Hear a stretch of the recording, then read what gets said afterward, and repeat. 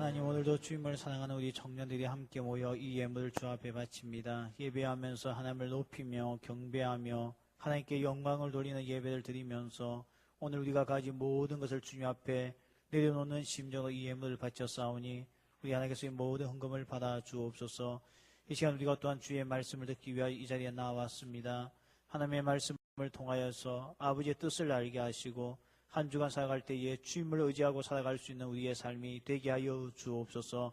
하나님의 은혜와 복 가운데 사는 청년들 될 수 있게 하시고 또한 하나님의 신령한 복을 이 자리에 참석한 우리 모든 청년들 한 명 한 명에게 한량없이 부어 주옵소서. 예수님 이름으로 기도하옵나이다. 아멘.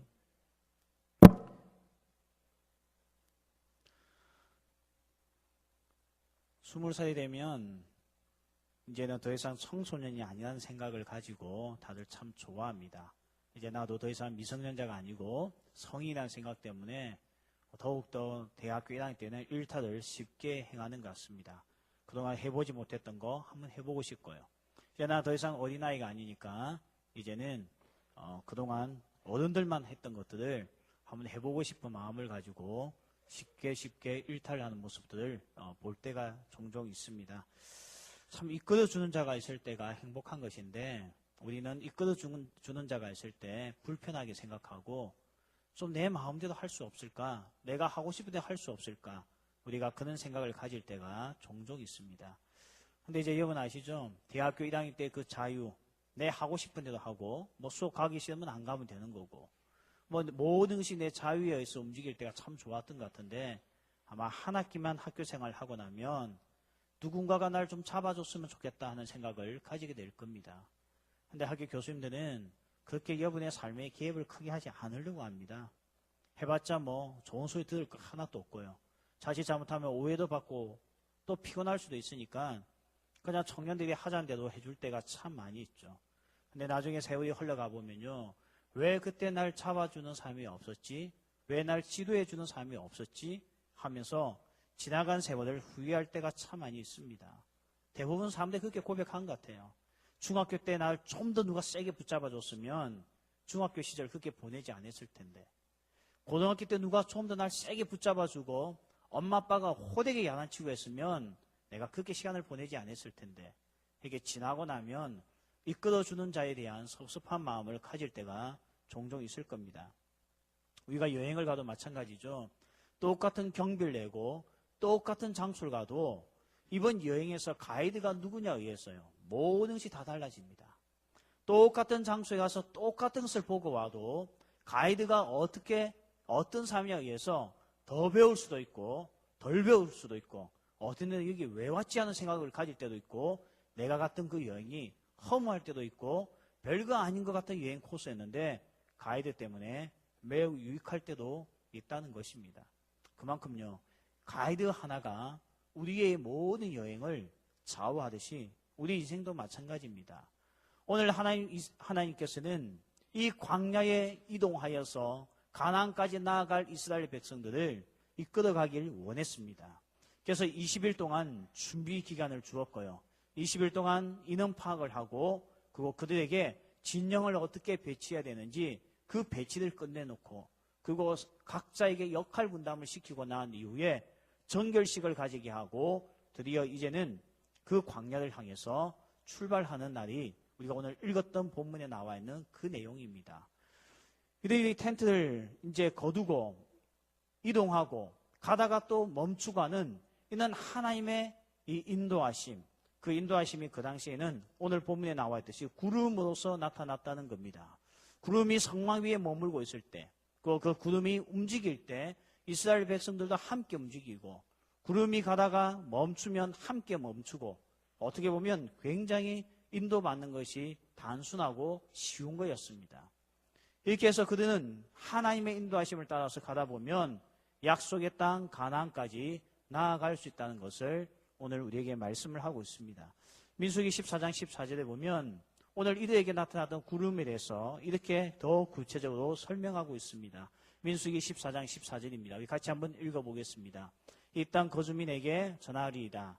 주 여호와께서 이 백성 중에 계심을 그들도 들었으니 곧 주 여호와께서 대면하여 보이시며 주의 구름이 그들 위에 섰으며 주께서 낮에는 구름 기둥 가운데서 밤에는 불 기둥 가운데서 그들 앞에 행하시는 것이니이다. 낮에는 무슨 구름이라고요? 구름 기둥, 밤에는 불 기둥. 이렇게 14장 14절에 설명하고 있고, 그냥 오늘 우리 본문에서는 불 모양 같은 것이 밤에 나타나고 낮에는 구름이 또 올라 그들을 보호하고 지키고 인도했다고 말씀하고 있습니다. 지금 우리는 더 이상 구름을 통해서 하나님께서 인도하지 않습니다. 지금 우리 인생의 내비게이션은, 우리를 인도하는 것은 하나님의 말씀 성경입니다. 이 구름이 우리에게 오늘 어떤 의미가 있는지 우리 오늘 세 가지를 살펴보려고 합니다. 첫 번째, 오늘 구름은 임재의 상징입니다. 임재란 것은 하나님께서 여기 계시다는 것을 우리는 임재라고 합니다. 오늘 구름이 그들 가운데 머물고 있었다는 것, 구름이 그들 가운데 떠 있었다는 것은 오늘 그들 가운데 하나님께서 임재하셨다고 말씀을 하고 있습니다. 하나님이 그들과 동반자가 되었고 하나님께서 그들과 함께 이동하셨다는 것은 이스라엘 백성들에게 이보다 더 든든한 보호자가 없었다는 것을 말씀해주고 있습니다. 그런데 오늘 이 구름 기둥이 하나님의 임재를 나타내면서 이들 가운데 이렇게 이끌어 나갔는데요. 여기 한 가지 중요한 전제가 하나 있다는 겁니다. 우리는 교회에서 자주 들었습니다. 하나님께서는 우리와 함께 하시고 하나님께서 우리 가운데 임재하여서 내 삶 가운데 영원히 함께 했다고 하는 이야기 우리는 자주 들었습니다. 그런데 어떻습니까? 한 주 동안 그는 하나님을 경험하고 살았습니까? 정말 내가 있는 곳에 하나님이 함께 여기에 계시구나, 이 시간에 여기에 계시구나 하고 경험하고 그것을 내가 깨닫고 살아간 한 주간의 삶이 얼마나 됩니까? 대부분 사람들은 교회를 다닌다고 하면서도 하나님이 나와 함께 하시고 하나님께서 내 삶 가운데 임재하시며 나의 직장에도 임재하시고 우리 가정에도 임재하시고 오늘 내가 공부하는 곳에도 임재하신다는 것을 거의 다가 느끼지 못하고 살고 있습니다. 이거 심각한 거 아닙니까? 우리는 말로서는 하나님께서 우리와 함께 하신다고 하는 것을 끊임없이 들어왔지만 정말 우리 삶 가운데 주께서 나와 한 주 동안 함께 하셨고 내가 있는 그곳에 임재하셨구나 하는 것을 고백할 수 있는 사람이 얼마나 되겠습니까? 우리가 있는 고백이 할 수 없을 정도의 비참함을 가지고 있으니 우리가 교회를 다니는 것과 다니지 않은 친구와의 차이점이 없습니다. 근데 제가 오늘 이 말씀을 이번 주간에 공부하면서 묵상하면서요, 왜 오늘 구름이 성막 가운데 나타난 하나님의 임재를 상징하는데 왜 우리의 삶 가운데서는 하나님의 임재를 느끼지 못하고 이렇게 밋밋하게 한 주를 보내다가 이 자리에 왔어, 그것도 졸고 앉아있다가 집으로 갈까? 왜 졸까요? 왜 예배에 은혜가 안 될까요? 하나님의 임재를 느끼지 못하니까요. 그래도 자빠져 자고 있어요. 지금요. 깨워요. 그 뒤에 저 3명 깨워요. 한 번만 졸면 저 뒤에 가서 들어요. 알겠죠? 눈 팍 뜨고. 왜 하나님의 임재를 느끼지 못합니까? 지금 우리 예배 가운데 높으신 하나님이 이 자리에 있다고 한다면 누가 그렇게 가볍게 행동하겠습니까? 제가 이 말씀을 묵상하다가요, 왜 하나님의 임재를 느끼지 못할까? 그것을 제가 발견을 했습니다. 오늘 이 구름이 나타난 사건은 2번입니다. 한 번은 출애굽기 13장에 등장을 합니다. 출애굽기 13장에 보면 구름이 낮에는 구름 기둥, 밤에는 불 기둥으로서 이스라엘 백성들을 홍해에서부터 시내산까지 인도하는 사건이 나옵니다. 그리고 오늘 우리가 읽었던 본문은 시내산에서 가나안 동편까지 가는 것이 민수기 이야기인데, 이 시내산에서 가나안 동편까지 갈 때에도 변함없이 구름 기둥과 불 기둥이 이스라엘 백성들을 이끌고 나갔다는 것입니다. 근데 이 동일한 구름이 나타나 이스라엘 백성들을 인도하였는데, 이 출애굽기 13장과 민수기 9장에 또 하나의 공통점이 하나 있습니다. 그것은 앞장에 보면 뭐가 있는가 하면 6월절 의식이 있습니다. 6월절을 지키고 난 뒤에 항상 구름이 또 올라 이스라엘 백성들을 낮과 밤 그들을 인도하고 보호하고 지켜주시고 임재하셨다는 겁니다. 그 앞에 무슨 사건이 있었다고요? 6월절 어린 양의 절기가 있었다는 거예요. 이 두 공통점을 가지고 우리가 무엇을 깨닫게 되는가 하면 하나님이 나와 함께 하신다, 하나님이 우리 가운데 임재하신다, 이 말은 틀린 겁니다. 어린 양 되시는 예수 그리스도, 6월절에 어린 양 되시는 예수 그리스도의 그 피, 그 보혈의 은혜를 깨닫는 자만이 하나님의 임재가 있는 것이지 개나 소에게 하나님의 임재가 있는 게 아니라는 겁니다. 이걸 오늘 하나님께서 출애굽기와 민수기를 통해서 이스라엘 백성들에게 이야기합니다. 하나님 우리와 함께 하십니다. 비천한 우리와 함께 하십니다. 비천한 우리와 함께 하시지만 그렇다고 아무나 함께 하지 않는다는 겁니다. 그것은 6월절 어린 양 되시는 예수님의 그 보혈의 피, 십자가의 은혜를 고백하고 깨닫는 자만이 하나님의 임재를 경험하고 사는 거지, 너나 할 것 없이 교회 좀 다니고 출석 좀 한다고 해서 하나님의 임재를 경험하고 사는 거 절대로 아니라는 겁니다. 세상 향락에 빠져 있고 세상의 쾌락에 빠져 있고 세상에 온 내 영혼을 빼앗기고 있는 사람에게 한 주간 동안 하나님의 임재가 있었다고 간증하는 것은 거짓된 고백이 될 수밖에 없다는 것입니다. 저는 목사님 하나님의 임재를 경험할 수 없어요. 그 말이 정답입니다.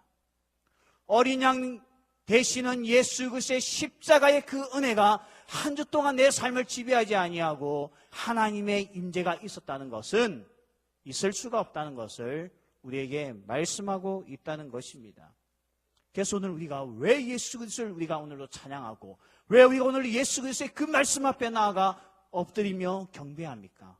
그분 아니고서는 하나님의 임재가 우리 가운데 있을 수가 없기 때문에 우리는 오늘도 어린 양 되시는 예수님을 찬양하고 그분을 오늘도 우리가 초청하고 그분을 사랑하는 이유가 하나님의 임재 때문이라고 말씀하고 있습니다. 오늘 하나님의 임재를 경험하는 사람들, 그들은 어디에 있든지 그들의 삶은 절망스럽지가 않습니다. 로렌서 형제들 한번 보십시오. 아마 이 책은 우리가 옛날에 하인캠프 가서 이 책을 한번 읽었던 적이 있습니다. 로렌서 형제는요, 그가 수도원에 있으면서 많은 사람들이 수도원의 원장이 되기를 원했지만 그는 다 거절합니다. 그는 하나님의 임재를 경험하고 사는 것이 더 좋았기 때문에 그는 그런 명예와 그런 직분에 집착하지 않습니다. 근데 로렌서 형제는 오늘 그 수도원에 있는 형제들을 섬기기 위해서 그는 설거지를 하면서 식당에서 늘 봉사했습니다. 아니, 로렌서 형제님, 왜 식당에서 그렇게 설거지만 합니까? 우리가 있는 묵상하는 곳과 우리가 있는 곳에 와서 배우십시오 이야기했지만 로렌서 형제의 주장은 뭡니까? 오늘 설거지하는 그 현장에도 하나님은 임재하고 있다는 것이 그의 가르침이었고 그의 신앙의 고백이었습니다. 오늘은 어떤 장소냐, 어떤 시간대냐, 그것을 하나님의 임재가 결정하는 것이 아닙니다. 오늘 내가 어린 양 되시는 예수님, 우리의 죄의 문제를 해결하시고 십자가를 지시고 오직 예수 그리스도 없이는 인생을 살 수 없다고 오늘도 그 은혜를 붙잡는 사람에게 하나님의 임재가 있는 것이지 아무에게나 하나님의 임재가 있는 것은 아니라는 것입니다. 정말 오늘 여기 앉아있는 우리 모든 성령들이요, 예수님의 십자가 그 보혈의 은혜를 가까이 하며 찬양함을 통하여 오늘도 예수님의 그 어린 양 피로 말미암아 우리의 모든 죄가 정결함을 통하여 하나님의 임재가 우리 삶의 중심이 되어지는 은혜가 있을 줄 믿습니다. 오늘 하나님께서 우리와 함께하길 원하시는데 하나님이 이곳에 함께하길 원하시고 내가 있는 직장에 함께하길 원하시고 별로 대수롭지 않게 보이는 그 삶의 현장에도 하나님은 함께하고 싶어 하시지만 우리가 어린 양 대신 예수님을 묵상하지 아니하고 외면하고 세상에 빠져 살다가 왜 뒤늦게 갔어? 하나님이 왜 내 삶에 개입하지 아니하느냐? 왜 나에게 임재하지 않느냐? 이야기할 때마다 주님께서 할 수 있는 말은 하나밖에 없습니다. 너에게 6월절이 있었느냐는 겁니다. 오늘도 우리의 구원자 되시는 예수님, 그 예수님이 너 삶의 중심이었느냐? 오늘도 묻고 있다는 겁니다. 출애굽 사건 때에 문설주의 피를 받은 것은 어떻게 보면 구원의 한 도구였지만 달리 생각하면 그것 좀 안 했다고 죽는 것은 우리가 생각할 때 너무나 억울한 거 아닙니까? 그러나 하나님의 언약은 어린 양 예수 그리스도를 외면하는 자에게 임재는 있을 수가 없다는 거예요. 함께할 수는 있을 수가 없다는 것입니다. 그러나 반면에요, 예수님을 통하여서 하나님의 임재를 삶 가운데 경험하는 삶은 매일매일 감사와 감격 가운데 살 수밖에 없을 겁니다. 제가 군에 있을 때에 그 당시 우리나라 대통령이 김영삼 대통령이었습니다. 그분이 최초 우리나라 대통령 중에 최전방에 찾아오셨어요. 그전에 대통령들이 북한의 위협이 있었기 때문에 오지를 못했는데 김영삼 대통령이 쇼맨십이었겠죠. 우리 최전방에는 우리 부대를 방문해 주셨습니다. 그 방문은 우리에게 상당히 피곤한 방문이었습니다. 그분의 임재는 고통이었습니다. 우리 정말 고생 많이 했습니다. 꽃길 만든다고요. 꽃길만 걷게 한다고 얼마나 우리가 고생했는지 몰라요. 멋있는 것만 보여준다고 얼마나 고생했는지 모릅니다. 우리와 함께 밥을 먹었거든요. 그 밥을 맛있다는 이 말 한마디 듣기 위해서 그 당시 치사병들 요리학원에 보냈어요. 정말 준비하는 작업이 몇 달 동안 이만저만이 아니었습니다. 그분의 임재는 부담이었습니다. 근데 그 당시 우리의 수색대 대장으로 있었던 그분이요, 교회 집사님이셨습니다. 저하고 아주 친하게 한 교회에서 신앙생활을 했는데요, 이 집사님이요, 그 대통령하고 찍은 사진이 얼마나 감격인지 그것을 확대해가지고 자기 집에도 걸어놓고 자기 부대 사무실에도 걸어놓고 찾아오는 교인들마다, 외부에서 군대 교인들 외부에서 방문을 많이 하지 않습니까? 위문공연 오면 꼭 그걸 보여줘요. 자기가 대통령하고 악수하고 자기 부대 방문한 것을. 그게 그렇게 좋은 모양입니다. 사실은 정치적인 면에서 찾아와줘도 감격입니다. 경제적인 측면에서 날 찾아와 주는 것도 감격입니다. 내가 이제 창업을 하려고 하는데 삼성의 사장이 내게 와서 내 창업에 관심을 가져준다면 그 같은 감동이 어디 있겠습니까? 그런데 오늘 하나님은 사랑하는 그 이유 하나 때문에 우리 가운데 찾아오셔서 임재하셨다는 겁니다. 이건 감격 아닙니까? 나에게 뭔가 얻기 위해서도 아닙니다. 내게 뭔가 빼앗아가기 위해서도 아닙니다. 날 통해서 어떻게 정치력을 발휘하기 위해서 찾아오신 것도 아닙니다. 온전히 사랑하기 때문에 이 비천한 곳에 여기까지, 그리고 이 시간에 날 찾아와 우리 가운데 임재하고 있다는 것, 이것을 오늘 예배하는 성도들이 높여 경배할 수밖에 없는 놀라운 예배의 은혜인 줄 믿습니다. 우리가 예수 그리스도, 어린 양 되신 예수 그리스도의 그 피를 의지하여 구원받은 백성들로서 예배할 때에 오늘도 하나님께서 이 자리에 우리와 함께 임재하여서 오늘 우리 예배를 받으시고 우리의 찬양을 흡양해 가시는 줄 믿습니다. 두 번째 오늘 살펴볼 것은, 이 구름은 하나님의 보호하심을 상징합니다. 하나님께서는 이스라엘 백성들을 보호하셨습니다. 낮에 더위로부터 구름으로서 보호하시고 밤에는 그 추위로부터 불기둥을 통해서 보호하셨다고 말씀합니다. 이 당시에 광야, 지금도 마찬가지지만 광야는 낮과 밤의 기온 차이가 50도 이상이 넘습니다. 낮에는 40도가 넘는 불볕더위지만 밤이 되면 영하권 떨어지는 이 추위는 보통 추위가 아니었습니다. 그들은 이런 겨울 준비도 할 수가 없었고, 광야에는 이스라엘 백성들이 가지고 있는 게 뭐가 있었겠습니까? 우리 청년들이 흔히 붙이고 다니는 그런 따뜻하게 해주는 그런 것도 없었습니다. 그냥 모두가 다 이 추위를 견뎌낼 수밖에 없었습니다.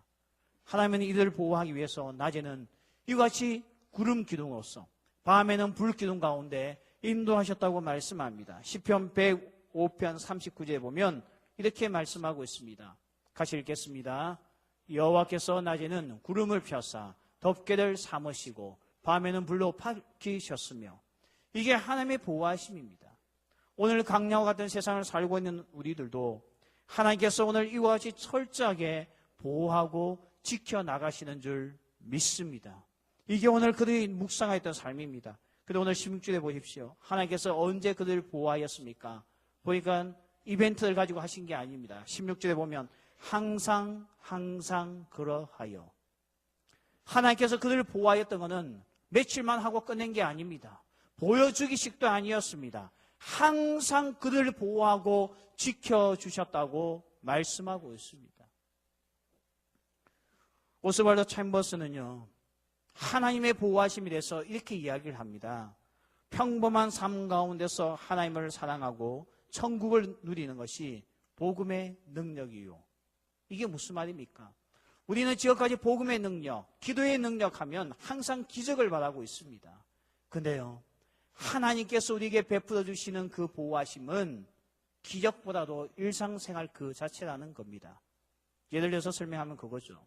어떤 한 사람이 여기 와서 이야기한다고 생각해 보세요. 목사님, 제가 오늘 교회에 오다가 운전을 하고 오는데 정말 위험한 순간이 닥쳐가지고 제가 핸들 껐는데 그만 차가 뒤집히고 말았어요. 근데 감사하게도 하나님이 보호하사 차도 하나도 부서지지 않고 더 내 몸도 어디 다친 거 하나도 없고 심지어 얼굴에 상처조차 없습니다. 너무너무 하나님이 감사합니다. 맞아요. 이게 하나님의 보호하심입니다. 그런데 이것도 보호하심이지만 더 큰 보호하심은 그런 이들을 만나지 않는 것 자체가 보호하심입니다. 매일매일 우리는 그런 일을 당하지 않아도 오늘도 그냥 아무 일 없이 이 자리에 온 거, 꽃길만 걷듯이 이 자리에 사뿐히 온 거, 이것 자체가 하나님의 보호하심이라는 겁니다. 목사님, 내가 시험을 치러 갔는데 신분증을 안 가지고 왔어요. 이제 시험 끝난 줄 알고 기도했더니 어머니가 킵 백송을 어떻게 알고 보내가지고 내가 오늘 시험을 쳤습니다. 그것도 하나님의 놀라우신 보호하심입니다. 근데 더 큰 보호하심은 신분증 지가 알아서 챙겨서 가는 겁니다. 오늘 우리는 일상생활에서 일어나는 하나님의 보호에 대한 감격이 없습니다.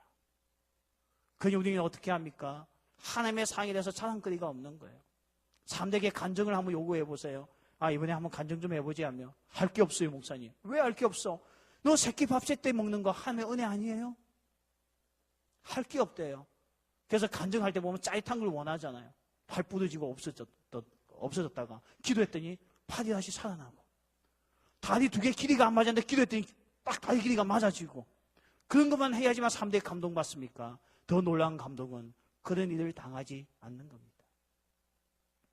오늘 오스왈드 챔버스는요, 일상생활 속에 나타나는 하나님의 인도와 보호하심이 진정한 하나님의 복음의 능력이라고 말씀하였습니다. 오늘 정말 이런 걸 통하여서 우리는 오늘도 광야 같은 세상을 걷고 있는 나에게 이는 하나님의 일상생활 속에 보호가 있다는 것을 아시고 감사하고 찬양하고 그분을 의지하는 은혜가 있기를 소원합니다. 오늘 세 번째 이 구름은 하나님의 인도하심을 우리에게 말씀합니다. 오늘 단순하죠. 구름이 떠오르면 가면 돼요. 구름이 멈추면 함께 멈추고 그곳에 텐트를 치고 그냥 수경을 하면 됩니다. 그러다가 또 구름이 떠나면 다 텐트를 거두고 또 이사갈 채비를 하고 이동을 하면 됩니다. 아주 단순합니다. 움직이면 움직이고 멈추면 멈추면 되지. 여기에 어떠한 주석도 필요 없고 신학적인 해석도 필요 없습니다. 누구나 할 것 없이 구름을 보고 움직이네, 가야 되겠구나, 순종하고 가면 되는 거였습니다. 근데 이게 쉽지가 않은 것 같아요. 오늘 우리도 질문합니다. 하나님께서 내 인생을 어떻게 인도하실까? 왜 내게 보여주지 않을까? 앞으로 나는 어디에 와야 될까? 근데 제가 묵상을 하던 가운데 신명기 29장 29절에 보니까 이런 말씀이 있더라고요. 신명기 29장 29절 우리 같이 한번 읽어보겠습니다. 자, 시작. 감추어진 일은 우리 하나님 여호와께 속하였거니와 나타난 일은 영원히 우리와 우리 자손에게 속하였나니 이는 우리에게 이 율법의 모든 말씀을 행하게 하심이냐. 저 본문을 잘 보십시오. 오늘 두 가지 일이 나오죠. 첫 번째가 뭡니까? 감추어진 일이 있어요. 또 어떤 일이 있습니까? 나타난 일이 있습니다. 감추어진 일은 누구에게 속했다고요? 하나님께 속했습니다. 하나님께 속한 감추어진 일은 우리가 절대 알 수가 없습니다. 기도하는 신비한 힘이 있다 해서 기도원 찾아가도 저거는 절대 알 수 없습니다. 그러나 오늘 우리가 알 수 있는 게 있다고 했죠. 그게 뭡니까? 나타난 일. 나타날 일이 아닙니다. 이미 나타난 일에 대해서는 우리에게 속했고 우리 자손들에게 속했기 때문에 이것은 충분히 알 수가 있다는 겁니다. 우리는 자꾸만 감추어진 일에 대해서 알고 싶어요. 나의 10년은 하나님이 어떻게 될까요? 10년 뒤에는요. 그리고 나의 배우자는 어떻게 생겼을까요? 이 모든 것은 감추어진 일입니다. 이런 걸 알고 싶어서 소위 신령한 사람들 앞에 머리를 내밀고 안수기도 받는 데서 알려지는 것 절대 아닙니다. 이것은 하나님께 속한 것이기 때문에 하나님이 알려주지 않습니다. 오늘 하나님께서 우리에게 인도하신 게 뭐냐? 보이지 않는 10년 뒤를 가지고 우리에게 알려주는 것이 아니고 오늘 이미 나타난 일, 우리가 해야 될 것, 성경에 분명히 계시되어져 있는 것에 대해서 우리에게 알려주시고 우리에게 요구하는 것은 순종하라는 겁니다. 그리고 따라가면 되는 겁니다. 참 우리는 이상하죠. 이미 하나님께서 우리에게 해라, 하지 말라 한 것에 대해서는 순종 절대 안 하면서 자꾸만 우리 10년 뒤에 내가 어떻게 될지, 20년 뒤에 내가 어떻게 될지, 하나님은 나에 대한 계획이 무엇인지 그것만 궁금해가지고 어디 누가 알려주는 사람 없나? 어휴 그렇구나. 오늘 기도원의 아무개 권사님이, 원장님이 신비한 힘을 가지고 있다고 하대. 헌금 좀 하자. 나도 알고 싶다. 엄마 좀 군대 가서 기도 좀 받고 와봐. 나의 인생이 어떻게 되는지. 오늘 감추어진 것에 대해서 하나님께서 알려주지 않습니다. 알려주는데요? 그러면 제가 이야기하죠. 사이비입니다. 오늘 하나님께서 우리에게 알려주는 것은 이미 나타난 일에 대해서 우리가 순종할 때 우리는 그 순종하고 따라가면 되는 겁니다. 구름이 움직이면 움직이고 구름이 멈추면 멈추면 되는 것이지, 이미 나타나 있는 구름, 그것을 따라서 사는 거지. 우리 삶에 하나님의 말씀에 나와 있는 거 사랑하라고 하면 사랑하면 되는 것이고, 전도하라고 하면 전도하면 되는 것이고, 멀리하라고 하는 죄에 대해서 멀리하면 되는 것이지. 이걸 우리에게 오늘 요구하고 있는 거지. 나타나지도 않은 10년 뒤의 일을 놓고 오늘도 씨름하면서 궁금해하면서 그런 신비한 능력을 어디서 구할 수 없나, 그런 착각에 빠지지 말라는 겁니다. 종종 그런 걸 가지고 우리를 미혹하는 사람들이 있습니다. 당신의 미래에 대해서 내가 알려주겠다고요. 하나님의 이름을 팔면서 그런 일을 하는 사람들이 있습니다. 사이비라는 것만 기억하십시오. 오늘 신명기에서 분명히 이야기했습니다. 나타난 일에 대해서만 우리에게 속하였지, 나타나지 않고 감추어진 일은 하나님께 속하였기 때문에 이 세상에 어느 누구도 알 수 없다는 겁니다. 그래서 우리는요, 오늘도 하나님의 인도하심을 받기 위해서는 여기에 우리에게 분명히 명하고 있는 그것을 듣고 아멘하고 순종하고 따라가면 되는 것이지, 보이지 않은 것을 미리 생각하고 갈 이유는 전혀 없다는 겁니다. 빌리 그레이엄 목사님이 집회할 때마다 항상 옆에 함께 따라다니면서 찬양을 부르고 간증하는 한국인이 있습니다. 킴 웍스라고요. 이 사람은 태어날 때에 장애를 앓고 태어나 앞을 보지 못했습니다. 그러다가 미군의 도움으로 인해서 그가 미국으로 입양을 가게 되었고, 그런 미국에서 결국 그가 원했던 음악 공부를 하여서 미국에서도 유명한 복음성 가수가 되었습니다. 킴 웍스가 한국에 와서 간증할 때 그런 이야기했습니다. 자기가 어느 교회 가서 집회를 하거나 어디 가면 자기는 앞을 보지 못하기 때문에 사람들이 자기를 팔짱을 끼거나 자기를 부축해서 이동할 때 도와준다는 겁니다. 근데 지금까지 어느 누구도 100m 앞에 무엇이 있다고 가르쳐준 사람은 아무도 없다는 겁니다. 지금 발밑에 무엇이 있는지, 코앞에 무엇이 있는지, 바로 앞에 무엇이 있는지 그것만 알려주고 자기는 그 삶의 말에 순종만 하면 걸러 넘어지지 않다는 겁니다. 오늘 주님께서 우리 인도하시는 방법입니다. 왜 자꾸만 10년 뒤에 앞으로 나의 미래가 어떻게 될까, 그것에 대해서 하나님의 인도하심이 무엇일까 그렇게 궁금해 하십니까? 오늘 그 모든 영역은요, 하나님을 신뢰하고 이미 우리에게 나타난 일, 이미 우리에게 나타나서 순종할 것을 요구한 것들만 따라가면 하나님의 인도는 애굽이 아닌 반드시 가나안으로 갈 수밖에 없다는 것을 기억하시길 바랍니다. 근데 오늘 말씀을 보십시오. 22절에 보니까요, 이틀이든지 한 달이든지 1년이든지 구름이 성막 위에 머물러 있을 동안에는 이스라엘 자손이 진영에 머물렀다는 거예요. 어떤 하는 구름이 이틀밖에 없었대요. 그럼 어떻게 됩니까, 여러분? 이게 이틀 하니까 별 생각이 없죠. 텐트를 쳤습니다. 뭐 혼자 치는 텐트도 아닙니다. 가족과 함께 삽니다. 베두인들이 치는 텐트법이 있거든요. 남자 방, 여자 방 이렇게 나누어서 텐트를 칩니다. 이렇게 치는데 그게 어디 치기가 쉽습니까? 힘들게 쳐서 오늘 좀 발 붓고 짜고 내일은 이것도 하고 저것도 해야 되겠다 하는데 구름이 이동합니다. 어떻게 해야 된다고요? 이틀이든지 미련 없이 떠나야 돼요.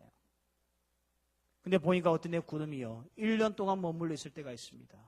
아니 언제 가지? 도대체 언제 가는 거야? 그러면 하나님은 좀 이야기해 주지. 이번 구름은 떠날 예정이 1년 뒤다. 그러면 내가 마음 놓고 1년 동안 꺼서 뭔가 할 수 있잖아요. 근데 하나님께서 말도 안 해주고 구름이 계속 머물러 있으면 사람들은 마음이 초조해지고 불안해지기 시작합니다. 하나님께서 나를 광야에서 버렸나? 날 외면했나? 날 기억하지 않고 있나? 왜 구름은 계속 머물러 있어? 아니면 하나님이 날 버리고 떠나갔나? 우리에게 끊임없는 의심이 오면서 우리는 초조한 마음을 가질 때가 너무 많습니다. 1년 동안 취업이 안 된다고 생각해 보세요. 남들은 끊임없이 전진해 나가는데 날 인도하시는 하나님의 그 인도하심의 구름이 1년 동안 백수의 삶으로 머물겠다면 여러분 어떻게 하겠습니까? 하나님은 계시지 않구나. 하나님은 날 속였어. 광야에 날 불러내놓고는 이 고생하게 만들고 있구나. 난 이제부터 더 이상 하나님을 믿지 않을 거야. 이렇게 생각하는 사람들이 얼마나 많겠습니까? 그런데 기억하십시오. 오늘 하나님께서 말씀하셨습니다. 어떤 때는 이틀 만에, 어떨 때는 한 달 만에, 어떨 때는 1년 그 이상 머물 수도 있다는 것이 하나님의 인도하심이라는 겁니다. 오늘 우리가 얼마나 많은 기간을 머물고 있느냐, 그게 핵심이 아닙니다. 누가 머물게 했느냐가 핵심입니다. 왜 이렇게 내가 이곳을 빨리 떠나게 하지?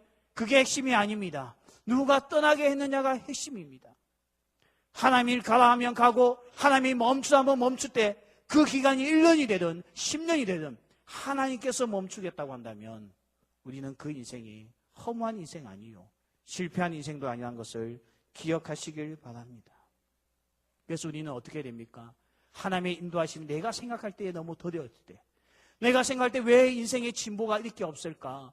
왜 나아감이 없을까? 왜 이렇게 취업이 빨리 되지 않을까? 왜 결혼 문제가 빨리 풀어지지 않을까? 왜 내가 안고 있는 이 모든 문제가 속히 해결되지 않을까?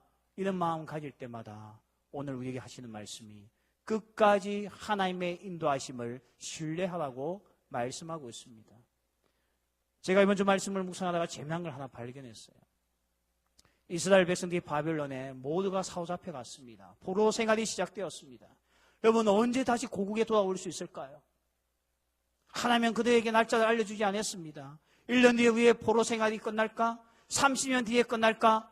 아무도 알 수 없었고 그들은 바벨론에 계속해서 살고 있었는데 우리는 이미 그 결과 알고 있죠. 70년을 그곳에 살게 됩니다. 그러나 그곳에 잡혀갔던 사람들 절대 그렇게 생각하지 않을 겁니다. 아마 지금 이재용 사장은 부회장이죠. 이재용 부회장은 자기가 지금 오랫동안 감옥에 있을 거라는 생각도 안 하고 있을 거예요. 그런 기대감 가지고 있지 않을 거예요. 분명히 속히 나올 거라 생각하고 있을 겁니다. 그들도 마찬가지였습니다. 바벨론에 끌려갔지만, 나라가 망해서 끌려갔지만 하나님께서 자비를 베풀어 주어서 우리는 속히 고향에 돌아올 것이라는 기대감을 가지고 있었습니다. 왜냐하면 거짓 선지자들이 끊임없이 그렇게 이야기했거든요. 속히 회복될 것이라고. 그러나 그 시대에 하나님의 음성을 듣고 부르심을 받았던 예레미야는 그 말에 동의하지 않습니다. 예레미야 29장 5절 7절 보면 너무너무 똑똑한 말씀이 나옵니다. 한번 띄워주시겠습니까? 예레미야 29장 5절 7절 보세요. 너희는 집을 짓고 거기에 살며 텃밭을 만들고 그 열매를 먹어라. 여러분 집을 짓고 하면 떠날 마음이 없다는 거예요. 또 보세요. 아내를 맞이하여 자녀를 낳으며 너희 아들이 아내를 맞이하며 너희 딸이 남편을 맞아 그들로 자녀를 낳게 하여 너희가 거기에서 번성하고 줄어들지 아니하게 하라. 너도 결혼하고 너 자손들도 결혼시키고 그렇게 손주라고 살라는 거예요. 7절 너희는 내가 사로잡혀 가게 한 그 성읍의 평안을 구하고 그냥 이제 내가 살고 있는 그 바벨론 도시가 잘 되게끔 기도하라는 거예요. 그들 위하여 여호와께 기도하라. 이는 그 성읍이 평안함으로 너희도 평안할 것입니다. 이게 이해가 됩니까? 지금 내가 나라를 빼앗기고 바벨론에 잡혀와 살고 있을 때 빨리 고향에 돌아가고 싶은 것은 누구나 가지고 있던 마음 아닙니까? 자기 나라를 되찾고 자기 고향에 돌아가고 싶은 이 뜨거운 마음이 있는 이들에게 오늘 하나님은 거짓 선지자들이 했던 말과는 반대 이야기합니다. 예레미야 통해서 했던 말, 거기에서 집을 짓고 결혼도 하고 자식도 낳고 결혼도 시키고 그리고 거기서 밭도 일구고 그곳 내가 살고 있는 도시를 평안을 위하여 기도하고 거기에 평안히 살고 있으라는 겁니다. 무슨 말입니까? 하나님의 인도하심이 드립니까? 나는 가야 할 길이 너무나 많은데 왜 나의 이 길은 이렇게 속도가 느리고 드립니까? 오늘 주님께서 말씀합니다. 그냥 그 시간에 초조함만 가지지 말고 최선을 다하여 그 시간에 살라는 겁니다. 우리는 자기 뜻대로 되어지지 않으면 포기합니다. 자기가 생각하고 있는 계획에 미치지 못하면 낙심합니다. 자기가 세워놨던 모든 뜻대로 되지 아니하면 하나님이 버렸다고 생각합니다. 그런데 오늘 우리 주님은 반대입니다.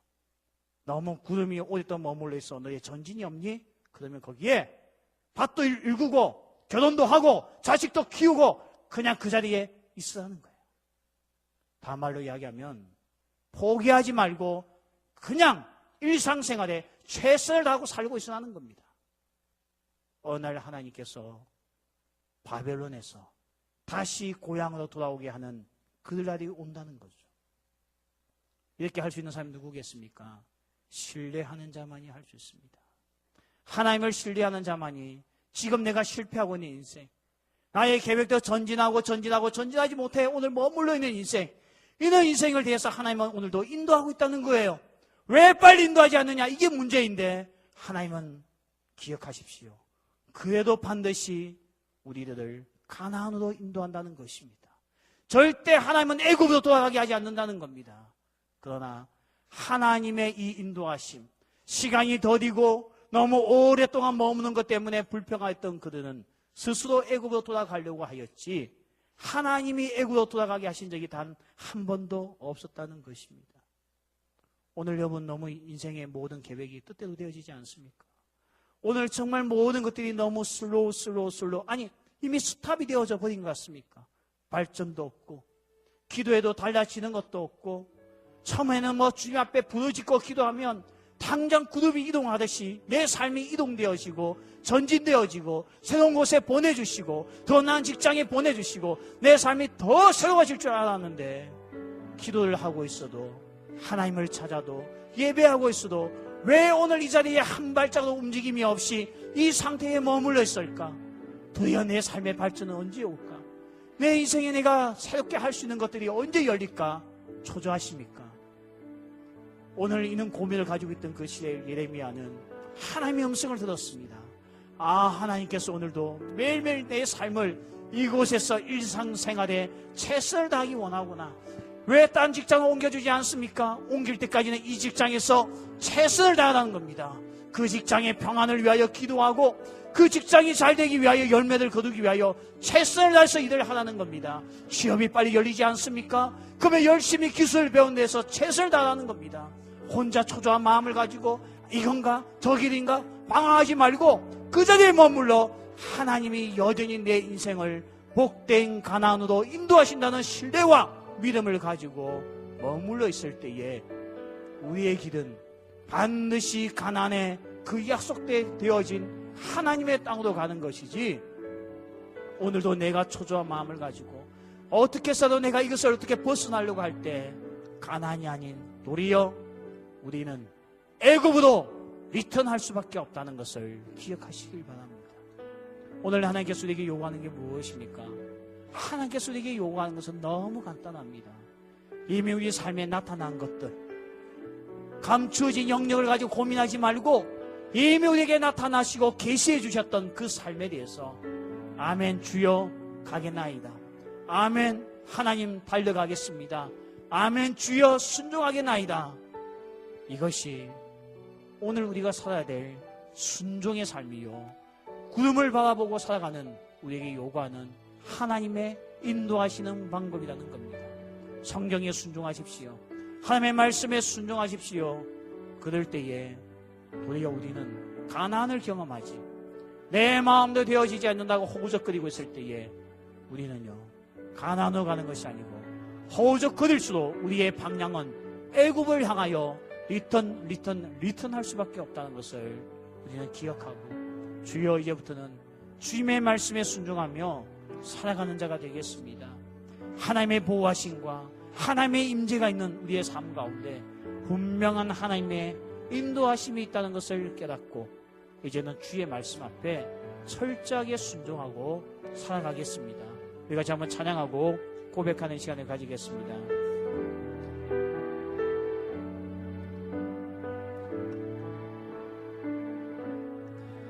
주님 말씀하시며